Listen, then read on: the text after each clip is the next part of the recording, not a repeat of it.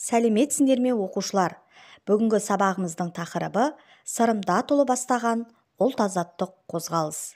Зерттеу сұрағы: сырымда толы кіші жүз қазақтарының қандай құқықтарын қорғауды көздеді?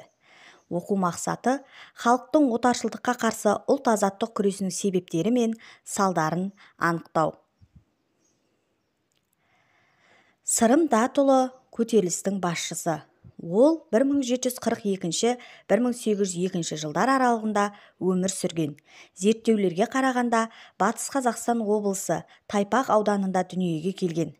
Қазақ халқының өте тапқыр, көрнекті шешендерінің бірі. Сырым батыр, қолбасшы, байбақты руынан шыққан, ұйымдастырушы, әділ, мемлекет қайраткері. Көтерілістің басты мақсаты Орал казак әскерінің қазақ жерін басып алуын тоқтату, ғасырлар бойы қалыптасқан жерді пайдалану жүйесін қалпына келтіру.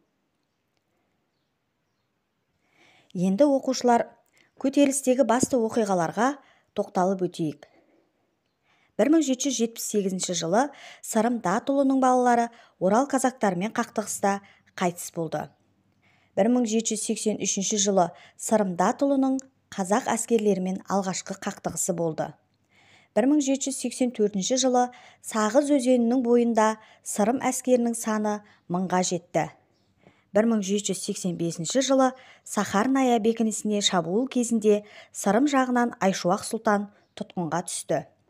1797 жылы 17 наурызда Сырым Тұтқиылдан хан сарайына шабуыл жасады. 1797 жылы Қаратайдың қудалауынан құтылу үшін Сырым Хиуаға өтті. Көтерілістің басты қозғаушы күші қазақ шаруалары, старшындар, билер, ру басшылары болды. Енді оқушылар тапсырмаларға назар аударыңыздар.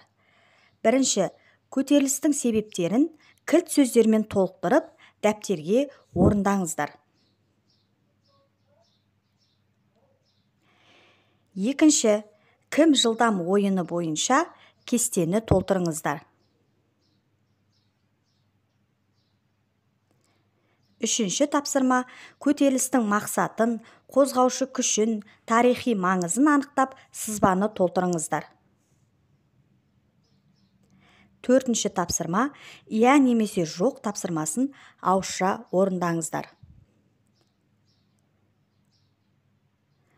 Сонымен оқушылар бүгінгі сабағымызды 5 саусақ әдісі бойынша сабақтан не алғандарыңызды кері байланыс жүргізейік. Назарларыңызға рахмет.